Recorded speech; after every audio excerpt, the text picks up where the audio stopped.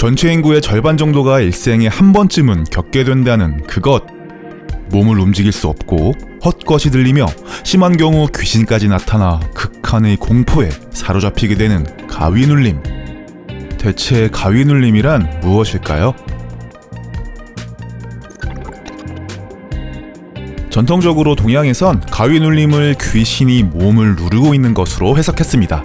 누를 앞자에서 밑에 흑토변을 귀신 귀자로 바꾸면 가위 눌릴 옆자가 되는 게 그 증거죠. 서양이라고 크게 다르지 않았습니다. 18세기에 그려진 악몽이란 그림에선 잠자는 여성을 위에서 누르고 있는 악마를 발견할 수 있죠. 그렇다면 가위눌림을 과학적으로 해석할 수는 없는 것일까요? 인간의 수면은 렘수면과 비렘수면으로 나눌 수 있습니다. 정상적인 사람이라면 자는 동안 이것을 4번에서 6번의 주기로 반복하죠. Rapid Eye Movement, 즉 안구가 빠르게 움직이는 상태를 렘수면 상태라고 하는데요.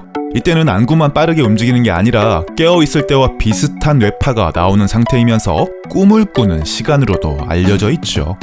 이처럼 렘수면은 정신적으로는 각성이 되어 있는 상태이지만 신체는 정반대입니다. 눈과 호흡 근육을 제외한 다른 근육에는 마비가 일어나 전혀 움직일 수가 없게 되는 것이죠. 바로 이때 잠에서 깨어나면 의식은 있지만 몸은 움직일 수 없는 상태인 수면마비를 겪게 되는데요. 이때 질식감을 느끼거나 환각을 경험하기도 합니다. 우리는 이것을 가위눌림이라고 부르고 있는 것이죠.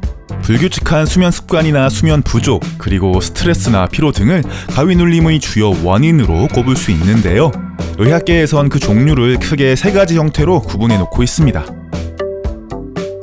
격리형은 사람들이 가장 많이 겪는 가위눌림 종류인데요. 흔히 아침에 잠에서 깨기 전에 가위눌림을 경험하게 됩니다.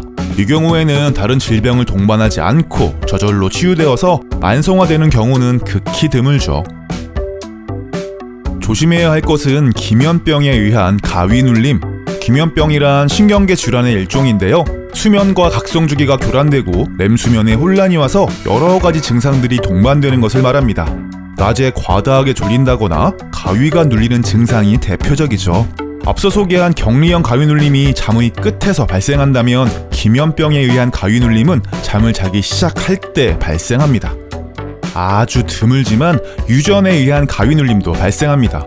X염색체의 우성으로 유전된다고 알려져 있지만 이제껏 단 몇 개의 사례만 보고되어 있을 정도로 드문 케이스입니다.